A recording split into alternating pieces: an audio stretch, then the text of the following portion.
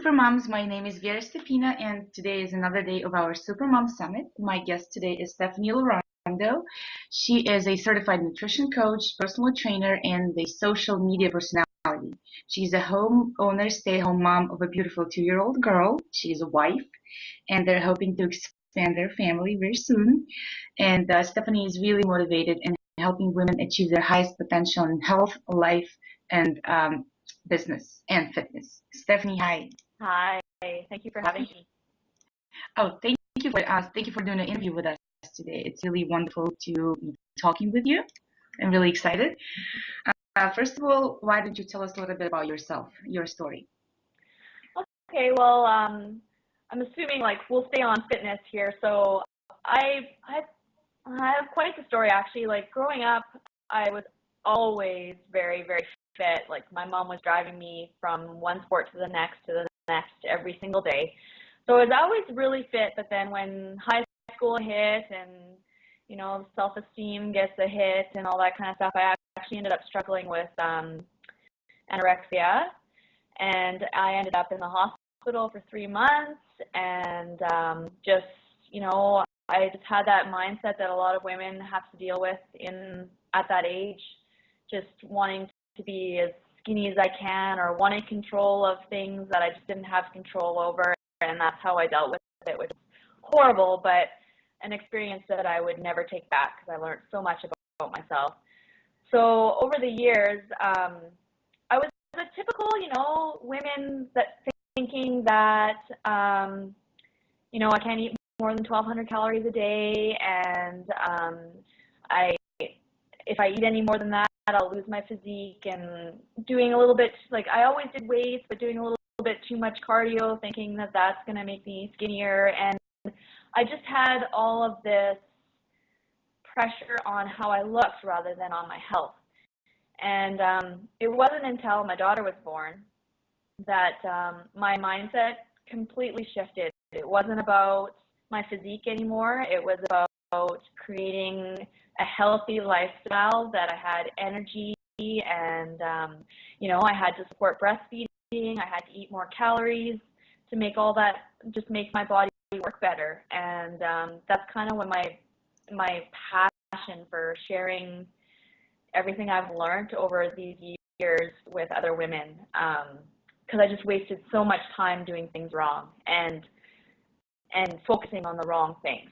So that's kind of, my daughter's what changed it all, and I can't thank her enough for that, really. And I'm just hoping to be a good role model for her by doing everything I can to just have the healthiest body I can. I think you are the greatest role model for your daughter because she's been following you for a long time, and you seem like you're doing the best, you know, for your family, for yourself, for your daughter, and I think that's amazing. Thank you. And you said that, as I understand, that your primary focus is nutrition. Mm-hmm. What do you see as a balanced diet? What's a balanced diet in your opinion?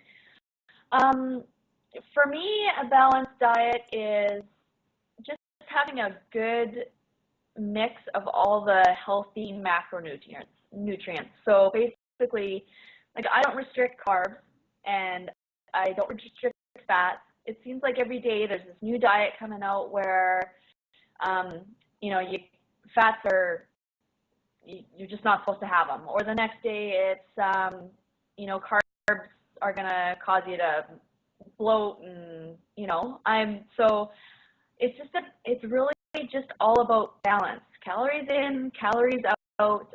You need your carbs to support a really hard workout, and I focus a little bit more on nutrient timing. So I do have carbs every day, but I have them after my workout when my body needs those carbs, and it needs that insulin spike to fuel my muscles and all that kind of stuff. So, and the fats, they're just so important for hormonal balance, especially in women, and so it's one of those things. You just need a balance of all those things to keep your body running optimally. Mm-hmm. So you follow a flexible dieting approach, right? As I understand? Yeah, I think flexible dieting is a great, it's kind of, I hate to admit that I follow flexible dieting just because of the stigma that's on it right now. And I really, really don't agree with it. I've been following a few If It Fits Your Macros pages, and the way that a lot of people approach it is, how much crap can I fit in my body in 24 hours and make it still fit my macros, which I do not agree with at all.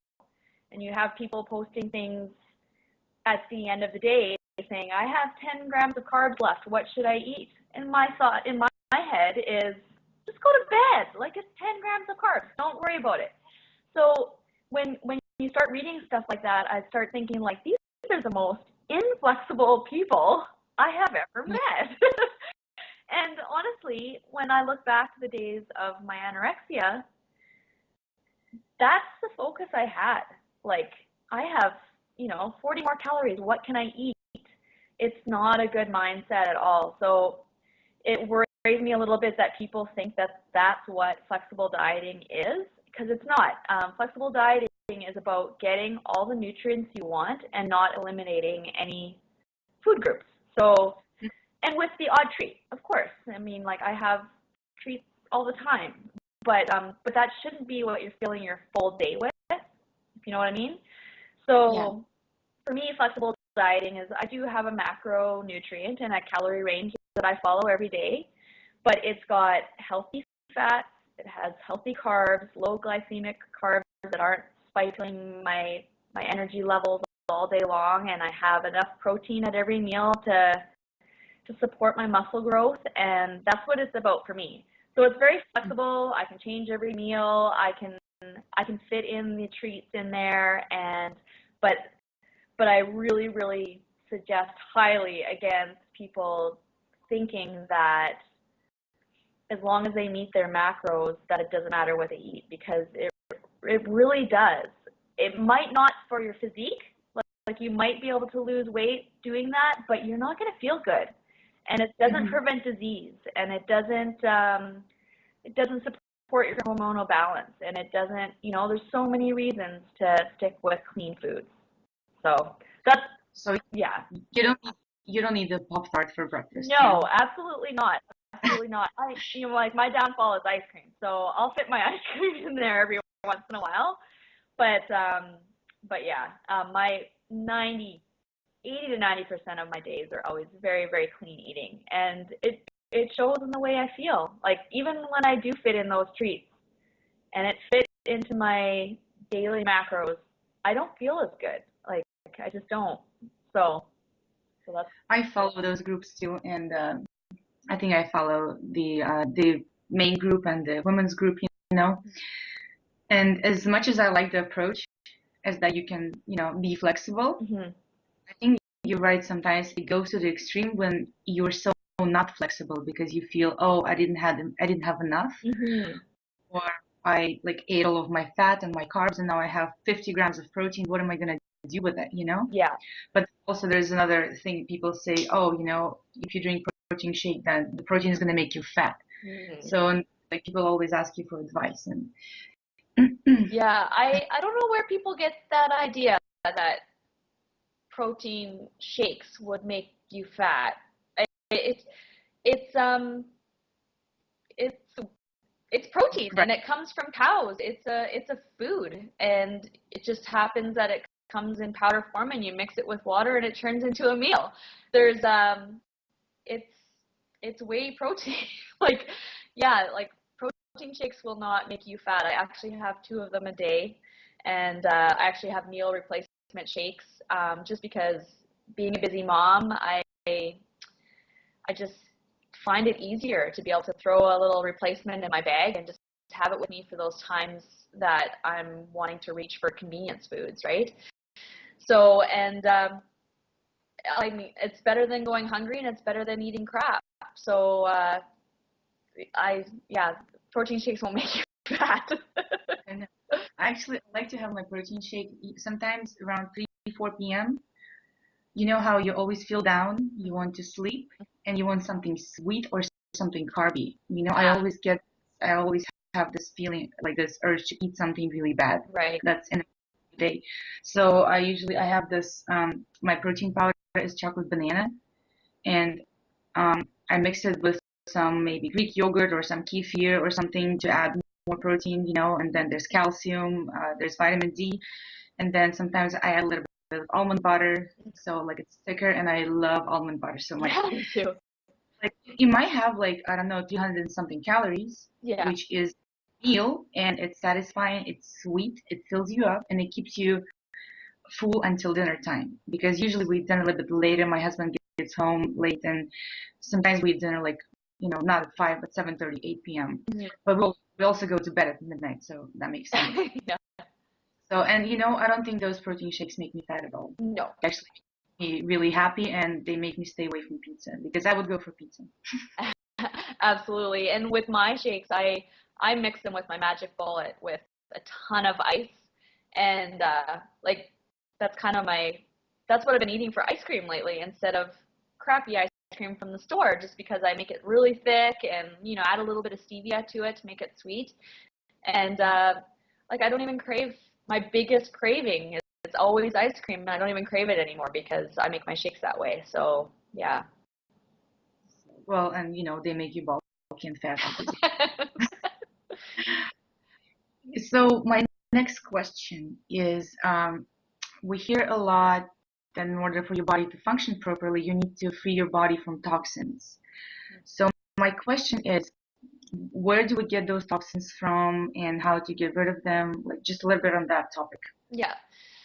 Um, so when it comes to toxins, nowadays, unfortunately, they are everywhere.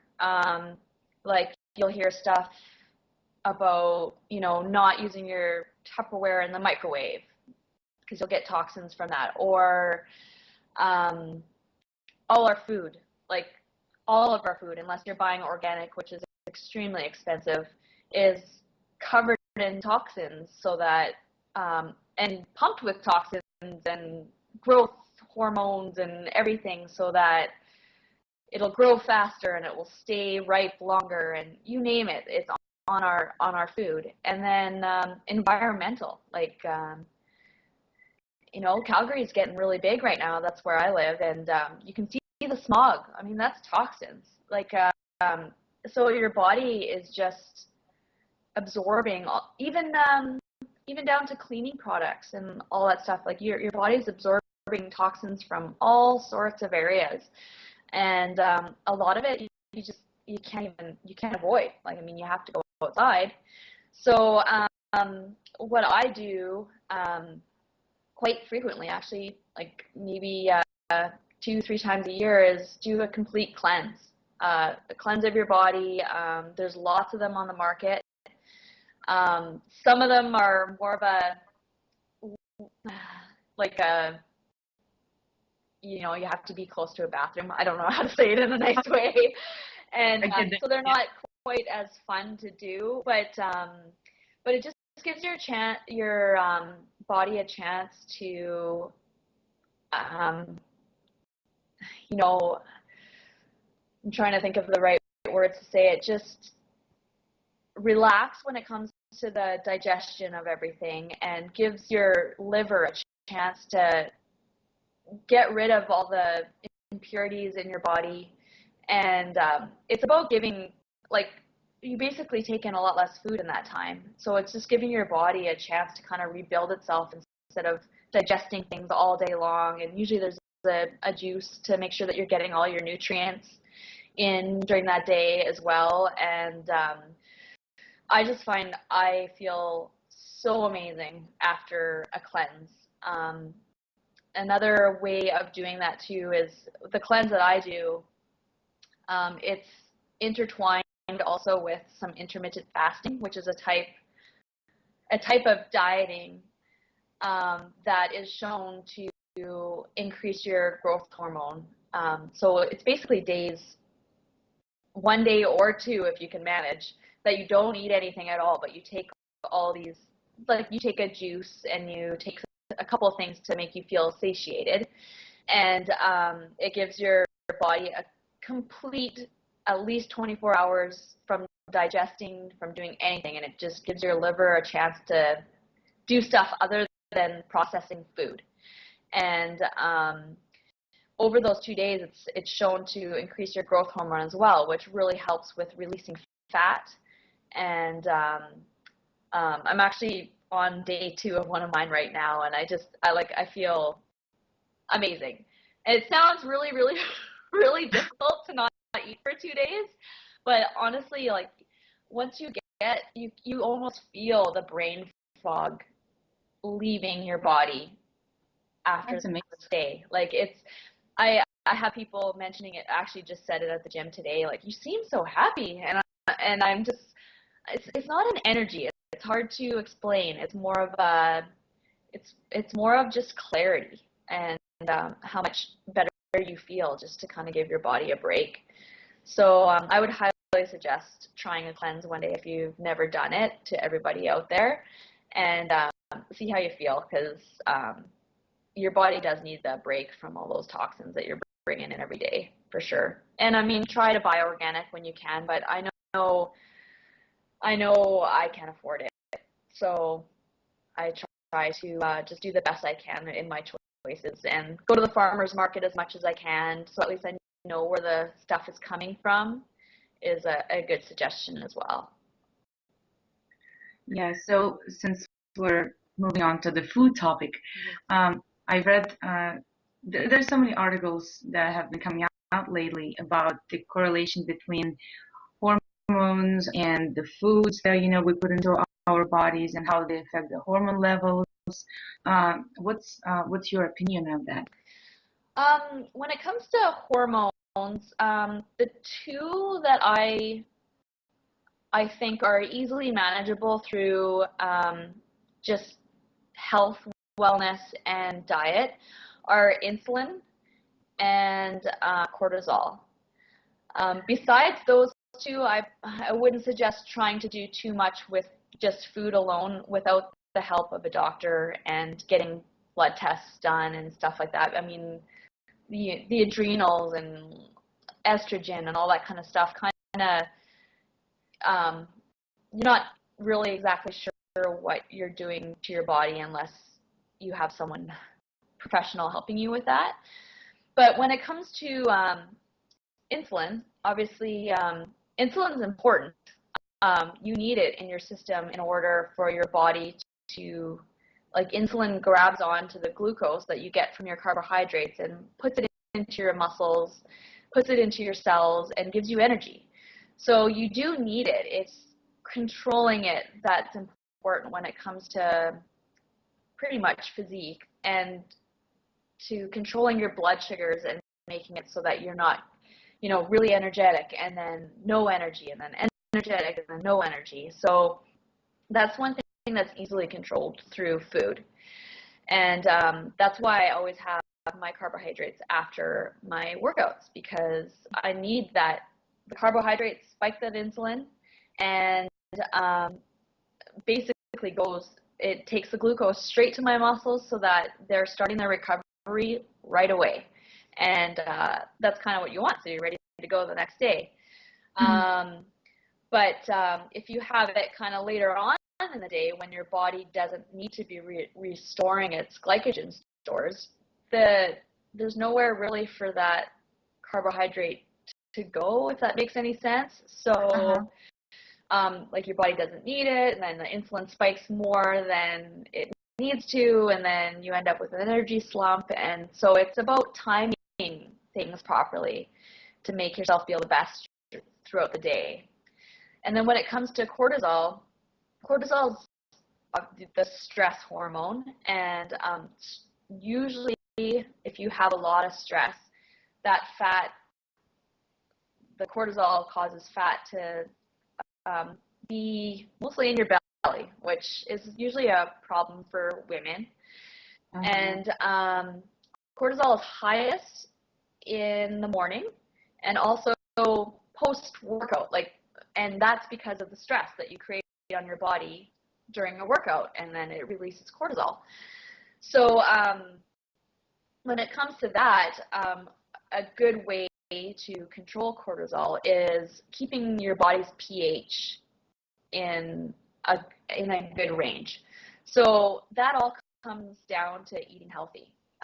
Lots of leafy greens, like a balance of fat and carbs and protein, just like we've been saying, and avoiding foods that cause acidity in your body, which, things like coffee, unfortunately, if you have too much of that causes a lot of acidity, and just, bad foods, fried foods, anything that your body is not good at digesting is going to cause acidity in your body, which causes stress on your body, which causes cortisol, which causes belly fat. So one thing I do to help with that, because sometimes I just don't get enough veggies in during my day. So I start my morning off with a liter of water with the juice of a full lemon every single day. And that's really easy way to make your body more alkaline, which helps with the cortisol. I also take a greens drink in the morning, so just a greens powder. And when you're looking for a greens powder, it's just look for stuff that has a big variety of vegetables ground up into that powder. And I also have that post-workout. So those times when my cortisol is high, I take the greens to kind of counteract that and make my body more alkaline. So yeah, those are the two things that I would use hormonally without the help of a doctor, for sure. And I know you're Canada and I'm from Russia, so I know exactly how much the liter of water is, but for our American listeners, how many ounces of water is that? 32 ounces. 32 ounces, yeah. Okay. Yeah. Because Sorry, it's confusing to transfer back and forth. Right. The other question I have for you. So you said you always have your carb post-workout. What is a good example of a post-workout meal or snack? Especially, let's say maybe I live like 40 minutes from the gym and I can't get to the food right away. Like, what should I eat? Right. Okay. Right now, I actually use a meal replacement shake. So it has 36 grams of protein. It has about 25 grams of carbs. And then it also has a little bit of fat in it, but it's normally you don't have fat post-workout because it'll slow down the insulin response that you want. But the shake that I take has MCT oils in it, which are short chain triglycerides. So it's a fat that's easily broken down, and your body actually uses that as a carb. So in that meal replacement shake, it's okay, but normally you wouldn't want to put peanut butter in your post-workout shake, because that's just going to kind of slow everything down, and you want everything going to your muscles as quickly as possible.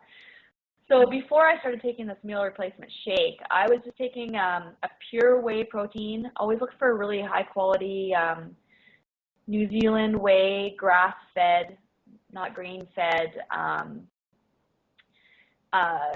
And then I would have something that digests really quickly. So like a banana or an apple, or a lot of people have oatmeal. That's a little bit slower digesting, but I know people just put some oatmeal in their shake just to make it more convenient, and they actually drink it. So basically, a protein and a quick-acting carb is perfect post-workout. And then after that, like about an hour or two later, when I get home, I'll have a full food meal that also has carbs in it. So just kind of top up my glycogen stores. Okay, and what else I was going to ask you? Do you personally take any supplements, or would you recommend taking supplements? And if yes, then what kind of supplements besides protein? Exactly. If you're, I actually take quite a few now. When I first started training, I was definitely under the mindset that if my diet's clean enough, that's all I need. And for most people, that is the case. I think if you have a very clean, like 80-20 rule for healthy and treats, I think your body is getting pretty much everything it needs. Maybe just have a multivitamin on top of that, especially for women, just make sure you're getting your folic acid and your iron, especially if you're not having any red meat, or you'd have to have a lot of vegetables to get that amount of iron that women need. So a multivitamin is definitely something that I've added. And when I'm training really, really hard, like if it's for a competition or something, and your calories aren't as high, and so if you're trying to lose weight, so your calories aren't as high, I think that's when it comes in pretty important to have a little bit of supplementation. And one thing I take a lot, which helps with inflammation, and it helps with cortisol, it helps with a lot of things, is fish oils. So I have those first thing in the morning and last thing before I go to bed. It's just a really good high quality fat to be adding into your diet. Good for hormones, all that kind of stuff too. I find that myself, I have trouble sleeping a lot of the time, so I do take magnesium before I go to bed. It's a natural way for your body. I'm not even sure exactly what it releases in your body, but it's a natural supplement to take to help you with your sleep, rather than going to the doctor and being put on, God knows what they're putting us on nowadays. Right. So anything natural that you can do to help with stuff like that. So yeah, I take that. And what else? Obviously my whey. And those are my two majors, is my fish oils and multivitamin and magnesium. I know I take zinc sometimes, because we are quite often short on that, and it has a wealth of, I don't have all of my notes in front of me, but it has a lot of benefits as well. But don't quote me on how much to take on that. Well, there are guidelines. So Yeah. do you take any pre-workouts or post-workouts? I actually do. I take a pre-workout right now that it actually doesn't have caffeine in it. It's just B vitamins. So it just fuels your body in a way that you don't get the jitters. It has some like telomere support in it, which helps with aging and stress and all that kind of stuff. So I take that beforehand, and a lot of the times, I just have some coffee. One of my go-tos is I was talking about the medium chain triglycerides and the short chain fatty acids before. And one source of energy that's amazing, I find that it works so well for me. I'm not, and most people I've suggested to really enjoy it too, is coconut oil. It's broken down very easily by the body. It's a very high quality fat. It's good for hormones. It's good for like if you're just trying to get your fat intake up. And I put a teaspoon of that in my coffee, and it's absolutely delicious. It kind of gives it a little bit of a coconut flavor. It gives me energy because my body uses that to like really quickly as an energy source. And I've been doing that before my workouts for probably 6 months now, and it works great for me. So I've never heard of adding coconut oil to the coffee. Yeah, it's delicious. It kind of gives you that a little bit of a different flavor. And I'm also some people have carbs before a workout for energy, and but I find for myself, the carbs make me feel tired. Like I get that spike, and so I'll have energy, but then maybe by the time I actually get to the gym, I just don't have that energy anymore. Whereas I find that when I have fats before my workouts and no carbs, I just for some reason I just have more energy. So that's what I've been switching to lately, and that's why I use the coconut oil, because it is still an energy source. And yeah, it's been working great for me. So it's definitely something for all of you out there to give it a try. I'm gonna try that. I love coconut flavor. Yeah, yeah, it's delicious. So, do you do meal prep at all? Yes, I do. For me, over the years, at the beginning, I tried to keep everything, fancy and tasting super good, and like I used to be a lot more creative in the kitchen than I am now, just because I've been doing it for so long. Right now, my meal prep day is usually on a Sunday, and I'll my go-tos are ground turkey, chicken, chicken breast. I usually do some steak. I just chop it up into cubes and stuff. I do sweet potatoes. I make them into little sweet potato fries, I guess you could say. Mhm. Rice. So on a Sunday, I just basically cook it all up. I cook up all the ground turkey, and I change up the spices all the time. That's what kind of keeps it interesting for me. I really like Indian flavors, so I'm always putting a lot of that in there. I do a full pan of chicken in the oven. I just bake it with usually kind of a low sodium Mrs. Dash is the stuff I usually use. And I also, when I chop up all my sweet potatoes, I usually cook those with a little bit of olive oil and Indian spices again. Like I'll use a lot of cumin and um, chili and paprika, stuff like that on it. And then I have it pretty much all in Tupperware during the day, ready to go. I know if I'm not sure if you're going to put a link to my Facebook page on here or not, but I have a whole album in my photo section for recipes on my page. Um, and that would include, like I make a lot of they're turkey muffins, but over the years I've changed them to turkey meatballs so that I don't have to clean the pan anymore. So I just make them into really big meatballs, and there's a recipe on there for that.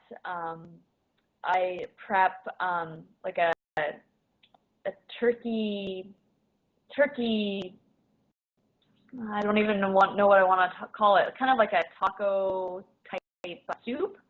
So it has Oh, shredded chicken in it, and it has taco flavors in it. And I usually put chickpeas. I think the recipe calls for kidney beans or something like that, but my husband hates kidney beans, so I mash them with chickpeas, and it's a delicious recipe. That it freezes really well too. That's the same thing with the turkey muffins. You can make them in a huge batch, and they freeze super well. So I could have 2-3 weeks of muffins ready all on a Sunday and have them ready to go when I need them. So it's all about convenience when you want to stay on track. Um, the more that you can have prepped in advance, the less you're going to be reaching for unhealthy snacks. So yes, I agree with you. When I don't have my chicken in front of me in the fridge, I'll reach for peanut butter. And as much as, peanut butter is good for you, but if you eat half of a jar, then it's not good for you anymore. exactly. You know, yeah, it's it sounds amazing. The recipe are amazing. The recipes are amazing, and I looked at your recipes, and and in my group of friends, they call me a queen of chicken because I think I have like 74 recipes for chicken breast. And my husband always says, we all are gonna sound like chickens pretty soon because that's all we eat, which is not true. But for the majority of the time, like I cook a lot of chicken and I do meal prep. But as much as you love Indian spices, I love Asian spices. So every time there are a couple of Asian stores that I go here, Oriental stores, and I go into their spices aisle hmm and I have no idea what those are. Yeah. So usually I go and I grab one or two and then I try them, and if I like them, I tend to use them a lot. Yeah. So I do a lot of kind of like soy sauce, like Thai flavors, like Korean and Chinese, and I love those. Yeah. One thing I don't like is cumin. It's the only thing that I can smell. Really? Oh, Yeah, I love it. it, I mean, it's all personal. Like I love Thai food as much as it doesn't have curry. Yeah. Well, and Yeah. that's like a great thing that you just said was just going and grabbing a spice that you've never tried before and trying it. That's how you keep like things from not being boring. Like, I Yeah. mean, yeah, maybe you do eat chicken every day, but it can taste completely different every day if you want it to be. So there's just so many ways at varying your diet to keep it interesting and to keep you like it's exciting to try new stuff, and you'll Love come chicken. across things that you never knew even existed. Yeah.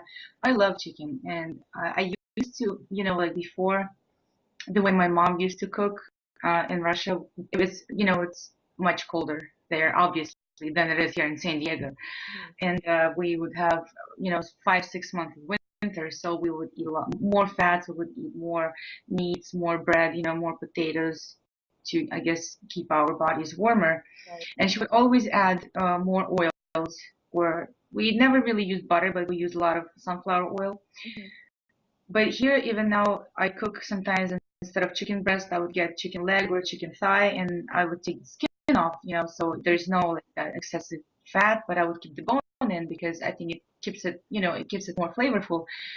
And I put it in the oven, and I realized I don't even need to add any more oil because what the chicken has, it's enough. I mean, breast can be a little bit, on a drier side, Mhm. but sometimes when I cook my breast with bone inside, Mhm. they actually rarely go dry. Right. So You're I mean, they cook longer, but I yeah, think it keeps them more like moist and more flavorful. absolutely. So, and does your daughter eat like what you cook? Does she like it? She's 2, and I know she's 2, right? Yeah, she's 2. She Okay. just turned 2, and she's a little. Sometimes I'm like, where did you come from? You are not my daughter. Because she loves the ground turkey. She loves anything ground. She loves ground beef. She loves all that stuff. But something with the texture, like she won't even pick up a piece of chicken. Hmm. Um, if I rip up a burger for her, she loves it. And surprisingly enough, she loves vegetables like broccoli and carrots and green beans, and so she loves Greek yogurt. So she definitely has a lot of staples that we can keep giving her that are healthy. Hmm. But yeah, with chicken, she just doesn't do it. So yeah, we do our best. You can only when it comes to kids, just make them try everything, and you will like at least try it, and then you'll come across enough, I'm sure, that is healthy for them. And um, you know, I if she likes vegetables, but the turkey muffins are a great way, especially if your kids like kind of the ground texture of hiding vegetables in things. Like you could grate up carrot or grate up zucchini or something like that and put them in there. And like she'd have no idea that there's stuff in there. She likes it on its own anyway. But if you are having trouble getting healthy things into your kids, mixing those things into meatballs or pasta sauce or anything like that are great ways to get vegetables into your kids. Yeah, the sneaky ways we mothers have. Yeah, exactly. Yeah, Exactly. it's but also, I mean, they're humans just like us. Hmm. And as I said, I don't like cumin, and maybe there's something that my son doesn't like, and I keep giving it to him Hmm. in hope that maybe one day he will like it. Yeah. But he's 4.5 and he's getting older, so he's starting to be more open to trying new things. Right. Like he was really, really picky when he was 2, when he was 3. When he was 2, he could go for 2 weeks drinking milk only and nothing else. Yeah. That drove me crazy because I was thinking I was doing something wrong. Right. Apparently, it's the temper and it's their character, and that's what they are. But now, like about 6 months ago, he tried fish for the first time, and I think I made some sturgeon fish. It's more of a meaty texture. He would never try something like tilapia or Dover sole because it falls apart. Yeah. And salmon is a little bit too fishy for him, I guess. But Mhm. something like white fish, like halibut or sturgeon fish, it's thicker. It's more like meat. So Right. like he'll try that, and he's starting to try vegetables finally. he never, the only vegetable, which is not even a vegetable, it's a fruit anyway. He loves tomatoes. Oh, okay. Yeah. So, and I mean, it's not even a vegetable, but still, it's vegetable. Yeah. Yeah, and with the baby, I started a lot earlier to give him just whatever we eat. So he gets the baby food I make, but usually it's what we eat. I blend it, and that's the baby food in our house. Right. So I feel that he might be a little bit more open, Right. hopefully, you know. But Start them early if you can, right? yeah, and like he eats chicken.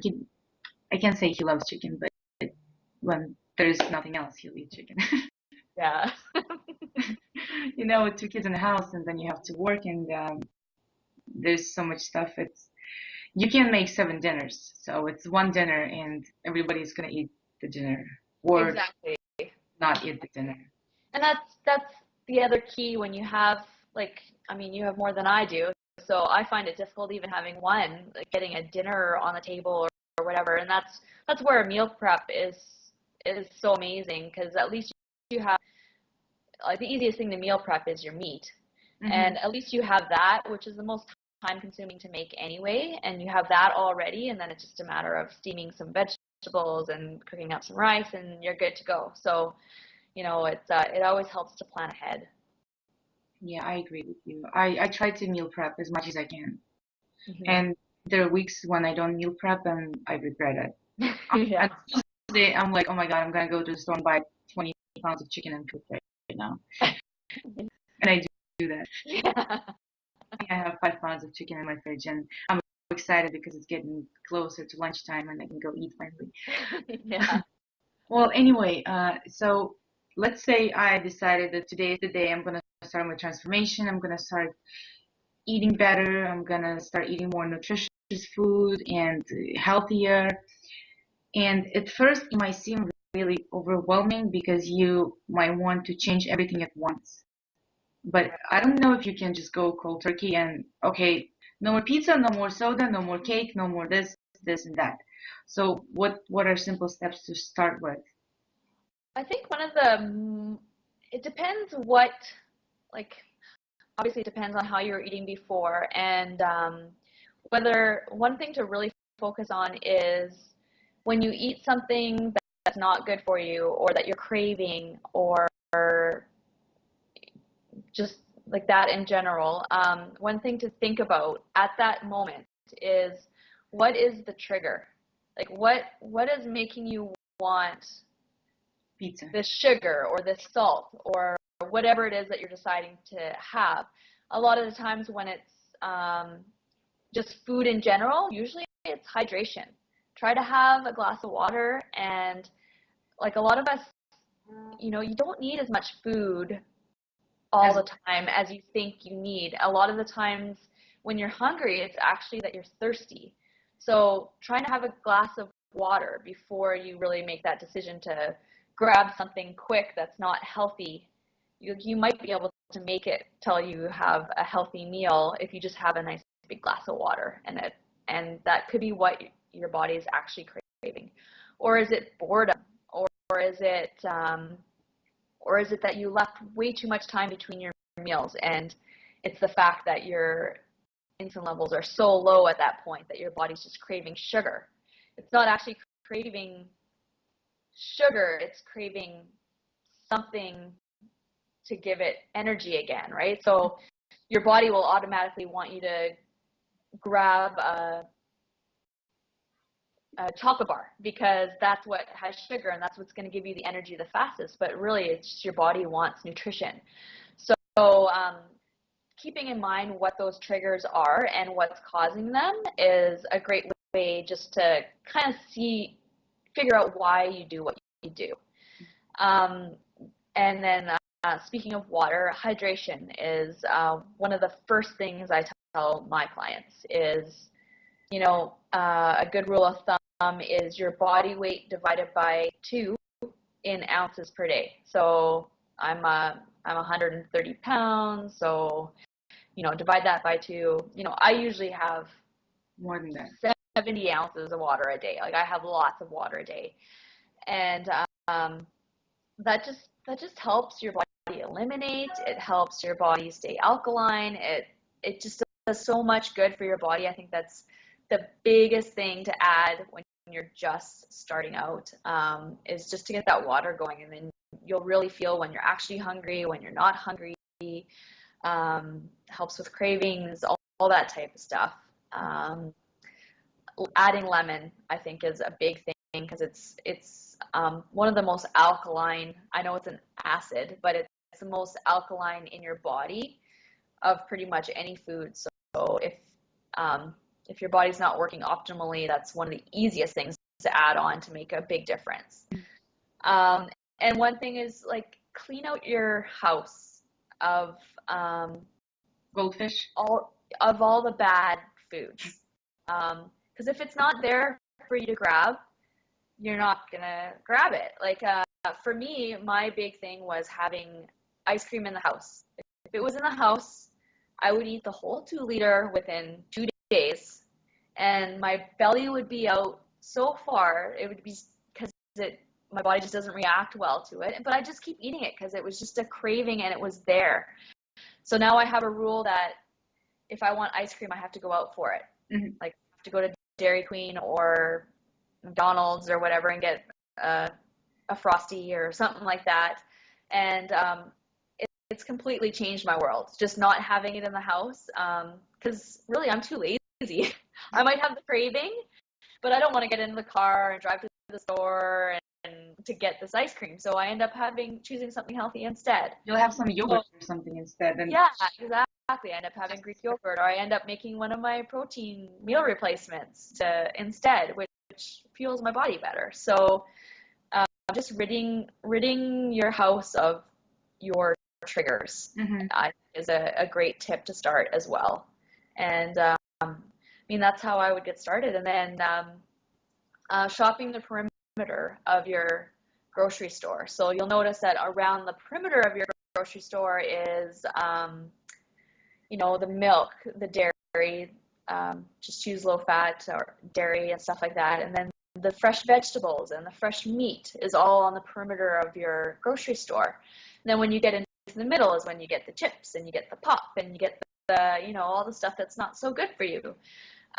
So if you just, avoid those middle aisles and stick to the perimeter, and then get, the odd staples, obviously oatmeal and natural peanut butter and those healthy things you'll have to go into the aisles for. But in general, if you shop the perimeter, you're already, you're getting a lot of good healthy stuff into your cart before you see those triggers as you go through the aisles and then start throwing bad stuff in there. So those would probably be my biggest tips on how to get started. I also think it's important not to go to the store hungry, because when you're hungry, you're going to go into the middle and you're going to get those chips and salsa and whatever those cheeses, for the chips, the amazing cheeses that are not even cheeses anyway. Yeah. And I also, what helped me when, I was really overweight a few years ago, what helped me is, how it seems that, so if you're a stay-home mom, and I had one baby, Ivan was 2 years at the time, and it always feels like you're so busy at the house, but you still get bored and you still get tired. So it's just being like inside and doing the same stuff, and especially with the toddler and their whine and they want attention, this and that, to get out. Not specific, like you don't have to, I didn't have to pay for anything specific. Like I didn't have to get some crazy expensive toddler classes or something. Mm-hmm. It helped me to just get out. And it's you really don't want to get out in the morning with a stroller. All you want to do, you're just gonna want to lay down, especially if you haven't done it in such a long time, like I didn't. But I started to get out. I started walking, and I would get more energy, and that would make me want to eat healthier. And I wouldn't finish his peanut butter sandwiches because I'm like, oh, I just went on a walk and maybe I don't want to eat that. And then he was getting more energy and he was a lot more pleasant, as much as pleasant as toddlers can be. And after that, I started working out, and that helped me even learn more, educate myself more, and eat even healthier. And that's when I cleaned the house from, the I don't know, chips or whatever I had there. So, and I feel like the habit is what makes it keep going. Exactly. Once you stop, you don't want to go back to it again. Exactly. And that's what I tell my clients a lot too. I can't remember the amount of days it is. I think it's 21 days. Like sticking to something for 21 days. Hmm. Once you're over that 3 week period, it almost becomes your lifestyle and you can't go back. So the first 3 weeks seem so hard, but if you could just make it to a month, you won't want to go back. Yeah. So you'll start feeling the benefits, and it just seems like that secret number where if you make it to that, you'll just feel everything come together. Yeah, absolutely. And especially when it comes to food, you know how say, oh, a chicken breast is so boring. Well, it depends how you look at it because I've been eating much healthier for such a long time now, or not such that long time. It's been like 2 years or so. But even when we go out or we go on a vacation and basically we allow ourselves to eat whatever we want, I Mm-hmm. still tend to make healthier choices at the restaurant. I mean, I'll probably have some fries, but I would still pick something like good for, as an entree. Mm-hmm. And I come back and I cannot wait to cook some chicken again because Yeah, because I think it tastes good and then it makes me feel good and I think taste buds they change as well. So, but exactly. you have to give them some time. Not like, oh, I don't like zucchini, so I tried it once. I don't like zucchini. I'm not gonna eat it again. So I think it's Absolutely. with toddlers, you keep trying, experiment, Hmm. and I think that helps a lot. Absolutely. Yeah. Yeah. Well, thank you so much, Stephanie. Great advice. Thank you Thank you. for sharing your experience with us. Um, for everybody who's watching, sorry, it's my second interview. I'm tired.